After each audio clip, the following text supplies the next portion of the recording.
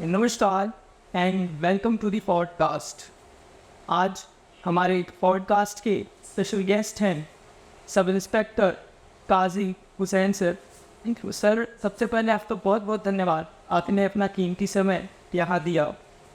आज सर इस पॉडकास्ट में हम अपने आपके थ्रू अपने दर्शकों को traffic rules and police duty के बारे में बात करेंगे और यही चीज़ उनको समझाने की कोशिश करेंगे। और पॉडकास्ट शुरू करने से पहले एक छोटी सी बात आपसे शेयर करता हूँ मैं। मैंने अपनी यात्रा सर भवनकुआ से विजयनगर के लिए प्रारंभ की थी और उस यात्रा के दौरान पलासिया में मुझे रोक लिया गया था और पलासिया में मुझे आपके द्वारा ही रोका गया, आपको शायद ना याद हो। वहाँ पे मैंने देखा मेरे पास हेलमेट नहीं था, बाइक्स के सारे पेपर्स थे, हेलमेट नहीं था मेरे पास। आपने जिस तरीके से मुझे समझाया और जिस तरीके से मुझे आपने टीच कर वो चीज़ मुझे बहुत अच्छी लगी आपकी तरफ, इसीलिए मैंने आपको अपने शूट में आज इनवाइट करा है और आपकी उसी चीज़ को मैं अपनी ऑडियंस को बताना चाहता हूँ। क्योंकि ऑडियंस को क्या लगता है सर कि मतलब पुलिस वाले हैं लोग खड़ूसी होंगे या तो ये बेवजह या बेफालतू परेशान कर रहे हैं, इनकी आदत है। हम बस इन पे पॉडकास्ट के माध्यम से आपके थ्रू यही दिखाना चाहते हैं कि हर जगह ऐसा बिल्कुल नहीं। तो हम अपने पहले बस क्वेश्चन से अगर शुरुआत करें तो सड़क सुरक्षा के लिए सर ड्राइवरों को कैसे जागरूक बनाया जा सकता है? देखिए, सड़क सुरक्षा एक बहुत ही महत्वपूर्ण मुद्दा है और हम देखते हैं, अगर आंकड़ों की हम बात करेंगे तो लगभग 2 से 2.5 लाख लोग जो है वर्ष में हमारे देश में बिल्कुल उनको जान से हाथ धोना पड़ता है। एक छोटी सी लापरवाही और छोटी सी जो है वो क्या कहना है मिस्टेक, ज़्यादा बड़ी मिस्टेक नहीं होती है।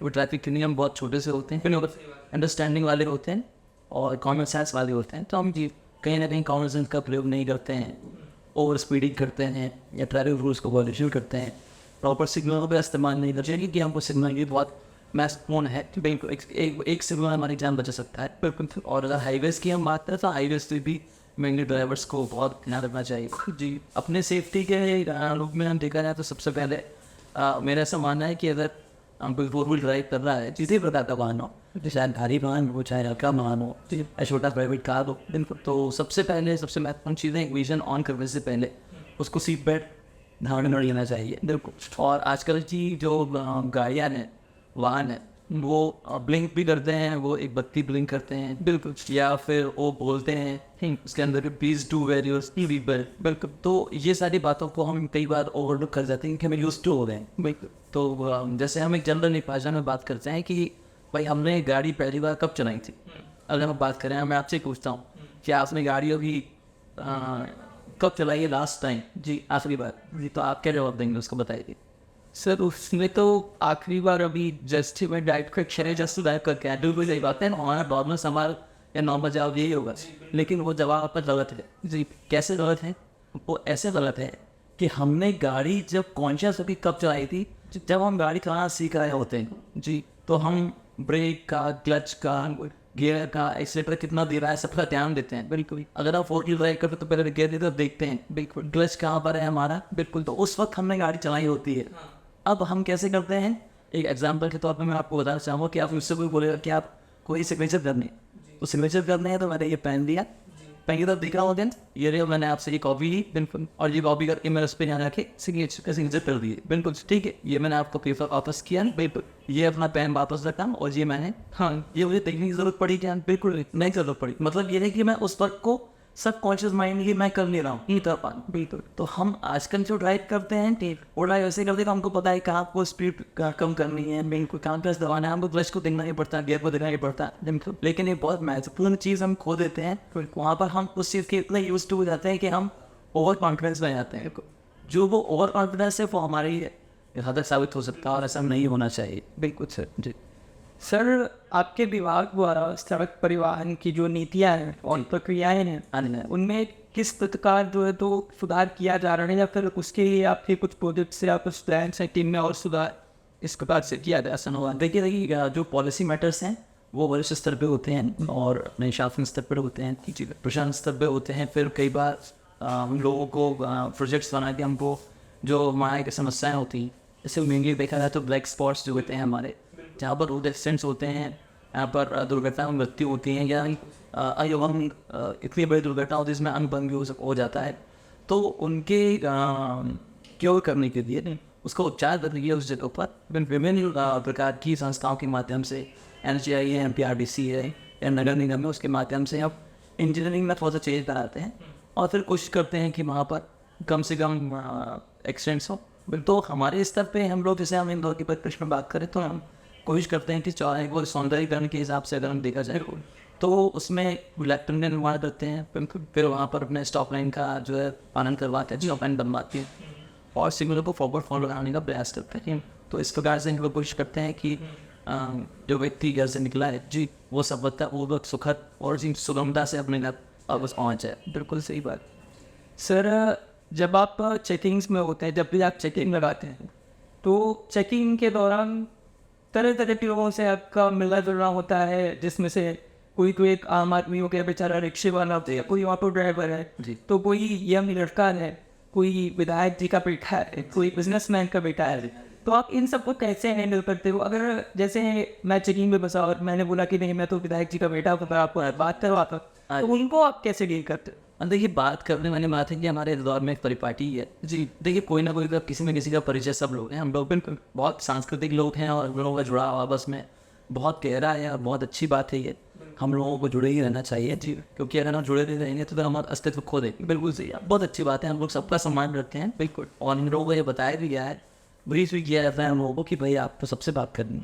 हम प्रयास करते हैं कि सामने वाला व्यक्ति किस प्रकार का समझदार है जी। मतलब जैसे अगर बच्चा कोई है, नया बच्चा है, तो अभी हम लोग जो है पलासी चौराहे पर क्या करते हैं, जैसे आप वहाँ पर थे देखा होगा बिल्कुल, तो मैंने उनसे ये रिक्वेस्ट की कि भाई आपके पास हेलमेट नहीं जी, कोई इशू नहीं, आपके डॉक्यूमेंट सारे कंप्लीट हैं, लाइसेंस आपको बना हुआ है, भाई वो आप हेलमेट घर से बुलवा लीजिए। बिल्कुल 10 मिनट का समय लगेगा, 15 मिनट कम लगेगा, आधे घंटे का समय लगेगा।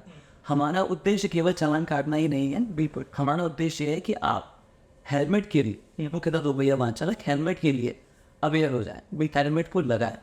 तो हमने उसे ये कहा कि भाई आप 15 मिनट में, आधे घंटे में, 10 मिनट के अंदर आप घर से जाइए, हेलमेट लगाइए, हेलमेट प्रॉपर लगाइए, लगा के यहाँ से भैया आप भी गाड़ी स्टार्ट करके आप बिल्कुल चले जाइए। बिल्कुल अगली बार हम रोकते हैं तो हम अगली बार ये वैसा ही करेंगे। बिल्कुल हमने फिर एक और चीज़ की थी कि वहाँ पर जो कुछ अपने छोटे से बयान तख्ती वगैरह बना ली थी और उसके ऊपर अवेयरनेस स्लोगन लिखे हुए थे जी। तो हमने ये कहा कि भाई आप अगर नहीं आए हैं, चालान नहीं पे कर सकते हैं, आपको चालान नहीं पे करना है, आपको बुरा लग रहा है, तो आप 15 मिनट के लिए, 10 मिनट के लिए आप जनता को अवेयर करें, जनता को बताया तथ्य करो कि भाई मेरा हेलमेट का चालान बनना था, मैं चालान बनाने के इच्छुक नहीं हूँ, मैं नहीं बनाना चाहता।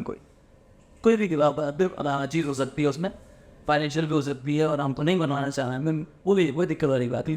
बस आप थोड़ी देर के लिए जनता को अवेयर करें ताकि आपके अंदर, खुद के अंदर, क्योंकि जब आप किसी को बताते हो कुछ बात जी, तो कहीं ना कहीं आपके अंदर भी वो बात आती है कि आप उस चीज़ को फॉलो करोगे जी, और आपको देर तक और आगे तक याद रह जाती है। बिल्कुल, तो हम प्रयास करते हैं कि आगे तक याद रहें। जब आप अपने सर्कल में कहीं जाएँ, अपने दोस्तों से कभी मिलें, अपने परिवार में मिलें, तो हम डिस्कस करते हैं, हम परिवार को बताते हैं कि आज मेरे साथ ये इंसिडेंट हुआ जी। बिल्कुल, तो उस चीज़ का एक सकारात्मक प्रभाव जाना चाहिए उनको। और हम क्योंकि स्वच्छता में नंबर 1 की हम बात करते हैं, 6 बार नंबर 1 आ चुके हैं, 7वीं बार भी ऑफकोर्स आएंगे, तो क्यों ना हो ट्रैफिक डिसिप्लिन में नंबर 1 आ जाए। बिल्कुल, तो ट्रैफिक डिसिप्लिन में नंबर 1 आने के लिए हमको एक बहुत बड़ा नाम नहीं करना है, हमको छोटी छोटी सी बातें करनी है, लेन राय नहीं चलना है, बिल्कुल हेलमेट और सीट बेल्ट का ध्यान रखना है। बिल्कुल, बस बाकी फिर इस दौरान नंबर 1 तो रहेंगे।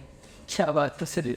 स्वच्छता की सर आपने बात की है, अभी हाल ही में आपने देखा अश्विनी ग्रोवर जी ने जी कमेंट किया कि इंदौर ने स्वच्छता का टैग खरीदा जी 6 बार जी।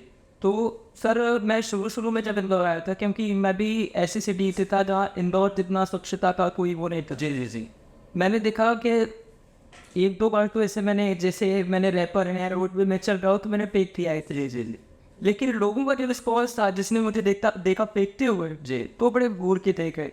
नेक्स्ट टाइम से मैं खुद अवेयर हो गया, मैं पॉकेट्स में रखने लगा।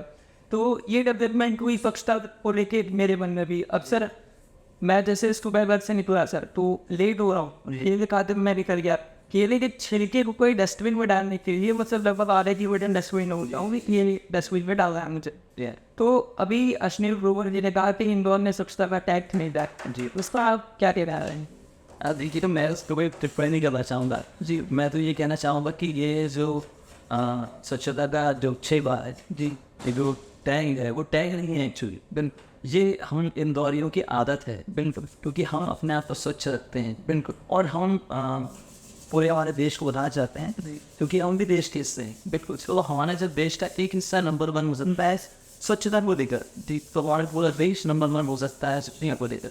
तो हम एक अलग जला रहे हैं जी, और एक हमने लॉ जलाए नहीं अपने मन में, तो उस लॉ को हम लोग बुझने नहीं देते हैं। तो जैसा कि आपने बताया कि भाई आप ठेकेदार टेकते हैं तो वोटते हैं, तो वो वाला मैटर ये है कि हम जिस माहौल में रहते हैं बिल्कुल वैसे ही बन जाते हैं। हम इतने स्वच्छ माहौल में रहते हैं, बिल्कुल इतने विशुद्ध माहौल में रहते हैं, बिल्कुल इतना शुद्ध माहौल है हमारे यहाँ का। कुछ कमाने में हम बात करें कि एयर इंडेक्स में भी हमारा काफ़ी अच्छी हमारी एयर इन्वोलेशन वर्क कम है, जबकि हमारा इंडस्ट्रियल एरिया है। तो हम जो है वो ओवरऑल बहुत छोटी छोटी चीज़ों को लेकर जो डिसिप्लिन को हमने फॉलो किया है, हमारे रहवासी ने फॉलो किया है, बिल्कुल तो उनकी वजह से नंबर 1 है। और ईश्वर जाएगा तो हम आगे नंबर 1 रहेंगे। क्या बात है, बिल्कुल सर रहेंगे हम नंबर 1 जी। एक्चुअल में एक बार मैं बनारस गया सर, अरे तो एक ठेले पे खड़ा हुआ था, तो कचरा फेंकने के लिए जो रैपर था मेरे पास, हाँ जी, मैं डस्टबिन ढूंढ रहा था, ठेले में डस्टबिन थी नहीं जी। तो फिर मैं दूसरी जगह गया, डस्टबिन में उसको डाला, ठेले वाले ने मुझसे क्वेश्चन था जी, भैया आप कहाँ से हो जी। मैंने बताया मैं उसको इंदौर से हूँ जी जी। इंदौर से, तो उसने बताया कि हाँ इंदौर तो सीनियर सिटी में गया था यहाँ से। तो ऐसा है सर, अगर हम बात करें इंदौर पुलिस की जी अभी, तो एक इंदौर पुलिस का छोटा सा इंट्रोडक्शन चाहूँगा मैं जी, कि इंदौर पुलिस किस तरीके से काम करती है जी, और क्या वो कदम तक, क्योंकि मैंने देखा अक्सर कि इंदौर पुलिस अभी तक जितने लोगों से इंदौर में ये नहीं मुलाकात था, मुझे बड़ी विनम्र लगी जी जी। तो मैं उनका एक छोटा सा इंट्रो जानना चाहता हूँ। हम देखिए इंदौर पुलिस का इंट्रो तो एक ऐसा है कि हम कहते हैं कि सज्जनों के लिए देवता के समान और दुर्जनों के लिए वो कठोर है। बिल्कुल, तो वही चीज़ को भी मैं दोहराना चाहूँगा कि हम लोगों को हमारे वरिष्ठ अधिकारियों द्वारा निर्देशित किया जाता है समय समय पर जी, और बहुत अच्छे तरीके से समझाया जाता है। बिल्कुल, और हम लोगों को बड़ा प्रोफेशनली काम करना बताया जाता है जी, क्योंकि काम करना, काम में मन लगा के काम करना और एक प्रोफेशनलिज्म एक अलग चीज़ होती है। बिल्कुल, कि जैसे हमारा कोई स्वयं का कोई स्वार्थ नहीं है उसी में नहीं है, हम एक डिसिप्लिन को फॉलो करवाने के लिए खड़े हुए हैं जी। तो मैं जनरल पुलिसिंग की में बात करूँ जी, तो बहुत मेहनती है इंदौर पुलिस, और काफ़ी मेहनत के साथ साथ बहुत सपोर्टिव भी होती है जी। अगर उससे कोई एड्रेस भी पूछता है तो हम कोशिश करते हैं कि पूरा उसको एड्रेस तक पहुँचाएँ। क्या या अगर हम सड़क पे खड़े हुए हैं, जैसे आप मुख्य थाना परिक्षेत्र में अपने ट्रैफिक की बात करो, बिल्कुल हमारे यहाँ पर ऐसा सिस्टम है कि अगर जैसे किसी को कोई एड्रेस पूछता है, कोई बच्चा एग्जाम में निकल जा रहा है क्या, तो अगर उसने लिफ्ट मांगी तो 100% वो सेंटर तक छोड़ के आएंगे। बिल्कुल, मतलब इस शायद मोटिवेशन भाई किसी ने बताया नहीं, उसने क्या लिखा, फिर भी मोटिवेशन से करते हैं। और दूसरा ये है कि अगर कोई एड्रेस पूछ रहा है और अगर सामने वाले को एड्रेस नहीं पता है, जैसे तो किसी ने मुझसे पूछा कि भाई सुदामा नगर में फलानी जगह पर कहाँ है जी, ये मुझे इस स्थान पर जाना है जी, तो मैं वायरलेस सेट के माध्यम से पूछूंगा जी। कंट्रोल ऑपरेटर बैठा हुआ है, तो कंट्रोल ऑपरेटर सेट पे ऑर्डर के बोलता है कि भाई ठीक है, हमारा जो है पूरा इंदौर शहर कवर करते हैं नहीं हो ट्रैफिक में जी। तो कोई ना कोई ऐसा बंदा होता है जिसको वो एड्रेस पता होता है, तो वो एग्जैक्टली बताया था कि आप इतने नंबर की बस से यहाँ से बैठ जाइए जी, और आप यहाँ उतरेगी, फिर यहाँ से बैठेंगे। बिल्कुल, तो हमारा जो है मदद करने का प्रयास ऐसा नहीं हमारा कि वो अपने अंतर्गत पर बहुत अच्छे तरीके से पहुँच जाए। और इंदौर शहर की और इंदौर की पुलिस की जी एक पॉजिटिव इमेज अपने साथ लेके जाए, कि नहीं बहुत सपोर्टिव हैं और बहुत अच्छा काम करते हैं। बिल्कुल, तो इसी प्रकार से एक अच्छी भावना जुड़ी रहती है साथ में। क्या बात की बात पढ़ी है, यंग लड़के हैं जिनको पता चल रहा था उन्होंने जा रहा कि आपका इंटरव्यू करने वाला हूँ जी जी। तो क्वेश्चन इसका, हाँ क्वेश्चन उनका ये था कि सर जो 18 ईयर से कम है और ड्राइविंग अच्छी आती हो मैं कि आप तक, तो लर्निंग लाइसेंस जो बनता है सर उसकी प्रोसेस क्या होती है, और लर्निंग लाइसेंस क्या 18 के बाद बनता है या उससे पहले भी वो बनवा सकते हैं, क्या अचीविंग? देखिए पहले जब गाड़ियाँ कम सीसी की आती थी, मतलब कम क्षमता की आती थी, तब उसके बाद 16 साल की उम्र में कि लाइसेंस बन सकता था, जिसमें लिखा था कि 50 सीसी से कम कैपेसिटी की बाइक आप चला सकते हैं। अब हम छोटी से छोटी अगर बाइक करें, जैसे हम एक्टिवा की बात करें जी, तो वो 90 सीसी की थी। तो अब वो चीज़ जो है वो तार्किक नहीं रह गई है ठीक, और वो चीज़ होना भी नहीं चाहिए। तो अभी मेरा जितने भी लोग हैं अगर इस वीडियो को देख रहे हैं, तो उनसे मेरा ये अनुरोध है कि आप 18 होने का इंतजार करें। आप प्रॉपर लर्निंग लाइसेंस की ऑनलाइन प्रक्रिया है आजकल, और एक ही तरह लर्निंग लाइसेंस मिल जाए। बिल्कुल, लर्निंग लाइसेंस के अंदर एक वार्निंग लिखी होती है, आपको 6 महीने के लिए लाइसेंस मिलता है। तो वार्निंग ये लिखी होती है कि जब तक आप गाड़ी चला रहे हैं तो आपके पीछे की तरफ आपका एक दिल्ली लाइसेंस व्यक्ति बैठा होगा जिसके पास गाड़ी चलाने का सही और निर्धारित लाइसेंस होगा, और नंबर प्लेट पर आगे पीछे राइट से जो लर्निंग वाला आता है, बहुत सारी गाड़ियों में देता होता है, तो वो लिखा हुआ होना चाहिए। अभी कोई आदमी आप जो गाड़ी चला रहे हैं तो उससे अभी ये हो जाए कि भाई ये अभी लर्नर्स लाइसेंस पर ही गाड़ी चला रहा है। और मेरा ऐसा मानना है कि वाहन चालन करने में जल्दी नहीं करना चाहिए। आप पूरे तरीके से परिपक्व हो जाइए। आप कोशिश कीजिए कि आप किसी मैदान में अपने कहीं पर प्रैक्टिस करने तो नहीं जी, और जैसे RTO टेस्ट होता है जी, तो वो टेस्ट की आप तैयारी करें और ज्ञान अर्जित करें। हमारे बहुत सारे जो ट्रैफिक रूल्स हैं उनका वही, क्योंकि हम लोग जो है हम ज्ञान अर्जित करते नहीं है सब जी, पढ़ते ना सीधे गाइड रहते हैं, इधर कभी एक्सीडेंट्स होते हैं या हम सिग्नल को समझ नहीं पाते हैं, तो कुछ तो समस्याओं का सामना करना पड़ता है। लेकिन तो मेरा ये मानना है कि भाई आप तो गाड़ी चलाना है, इनको चलाइए जी, थोड़ा सा धैर्य रखिए, क्योंकि धैर्य थी जो है भगवान का एक शस्त्र है। बिल्कुल, तो थोड़ा सा ऐसी चीज़ को मानते हुए कि आप धैर्य रखिए और तब गाड़ी चलाइए। बिल्कुल, गाड़ी तो आपको जीवन में चलानी बिल्कुल सही है। सर अभी लास्ट की आते हुए जी टॉपिक को यही से करता वक्त में ज़्यादा वायरल है इस टाइम जी, जैसा कि थिंक जब 26 के राउंड चेंज करना स्टार्ट किया कि धीरे धीरे अब बात देश के नाम को बदलने तैयार नहीं जी, कि इंडिया या भारत जी काफ़ी ट्रेनिंग में का की राजनीति जी जी जी। तो आपने क्या लगता है सर, इंडिया होना चाहिए या भारत में? देखिए, मेरा पर्सनली ऐसा मानना है कि जो विधायिका है जब वो कुछ कार्य कर रही है तो वो सोच समझ के ही कर रही है बिल्कुल। और मेरा ये मानना है कि इंडिया हो या भारत हो जी, हम रहे तो उसी जगह पर रहें बिल्कुल। तो नाम में ना रखते हुए या नाम को ज़्यादा महत्व ना देते हुए हमको हमारी संस्कृति पे, हमारी एकता पे, हमारी अखंडता पर गर्व होना चाहिए बिल्कुल। और हम इतने सारे लोग मिलकर कैसे हमारे देश को आगे बढ़ाएं और उन्नति करें और तरक्की करें, उस चीज़ पे हमारा ध्यान होना चाहिए। वही नाम तो जो ठीक है, राइटर है वो अपने हिसाब से वो जो करना है वो करेंगे, उनके पास अधिकार है, उनके पास पापा है बिल्कुल। लेकिन हम लोग हमारे लिए हम क्या कर रहे हैं बिल्कुल, या हम देश को हमारे देश को बढ़ाने के लिए या आगे जाने के लिए, आगे बढ़ने के लिए, हमारे परिवार को प्राउड फील कराने के लिए, हमारे समाज को प्राउड फील कराने बिल्कुल, हमारे जो आसपास के सराउंडिंग्स है उसको प्राउड फील कराने के लिए आप क्या कर रहे हैं। तो मेरा ऐसा मानना है कि हमको प्रोडक्टिविटी पर ध्यान देना चाहिए। और जो यंग जो हमारे बच्चे हैं या जो यंग लोग हैं, उनसे मेरा यही निवेदन है कि आप हमारे पास अभी वर्तमान समय में इतना सारी विधाएँ हैं, इतने सारे विषय हैं बिल्कुल, उन सब विषयों पर अध्ययन कीजिए। अध्ययन करने के साथ साथ हम उसमें क्या कुछ नया कर सकते हैं, क्योंकि आज का ज़माना सोशल मीडिया का ज़माना है। कुछ भी एक चीज़ नई हो जाती है वो वायरल हो जाती है और फिर आप बहुत अच्छे से आप नया प्रेजेंट कर सकते हो।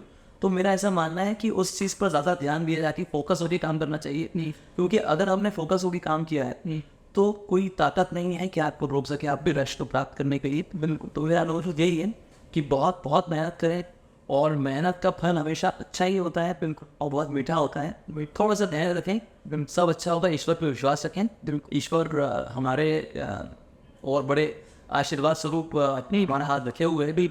हमें दरवाज़ा तब तक खटखटाना है जब तक दरवाज़ा खुल नहीं जाता बिल्कुल। उस ईश्वर की रहमतों का, उसकी बहुत सारे उपहार हमारे लिए दिए हुए हैं बिल्कुल। तो हमको बहुत धन्यवाद करना चाहिए, माता पिता का धन्यवाद देना चाहिए बिल्कुल, और क्योंकि उन्होंने हमको इस लायक बनाया कि हम कंट्रीब्यूट कर पाए हमारे समाज में। तो बस यही बात है। अच्छा बात है सर, हमारी इंदौर की जो यूथ हैं या फिर इंदौर की हमारी यंग जनरेशन, तो मैं चाहता हूँ अपने चैनल के माध्यम से छोटा सा मैसेज देना आपके थ्रू। तो हमारे इंदौर की यूथ के लिए एक छोटा सा मैसेज है जो भी भाई जितने अपने इंदौरी भाई लोग हैं, मैं उनसे यही निवेदन कर रहा हूँ कि भैया देखो क्या है, जल्दी नहीं करना अपने को, वहीं ट्रैफिक के रूल्स को फॉलो करना है। और क्या है कि बाबा इंदौर में नंबर 1 6 बार आ चुके हैं, अपन 7 बार आएंगे, लेकिन ट्रैफिक में नंबर 1 आना है ना क्या, तो उसके लिए बहुत प्रैक्टिस करनी पड़ेगी भैया। हेलमेट लगाओ, सीट बेल्ट लगाओ और वैक का पालन करो, एकदम जगह से बताया इंदौर शहर एकदम मस्त। तो मैं बहुत बहुत धन्यवाद और शुभकामनाएं देता हूँ आप पर, आपके चैनल को भी बिल्कुल की आपने एक अच्छी मुहिम स्टार्ट की है बिल्कुल। और आगे भी इसमें बने रहिए। मेरी शुभकामनाएं आपके साथ। बहुत बहुत धन्यवाद। बहुत बहुत धन्यवाद सर। तो यार राम सर ने जैसा बोला आप समझ गए, तो पॉडकास्ट के थ्रू एक ऐसे ही हीरो से आपको मिलवाएंगे। जय हिंद।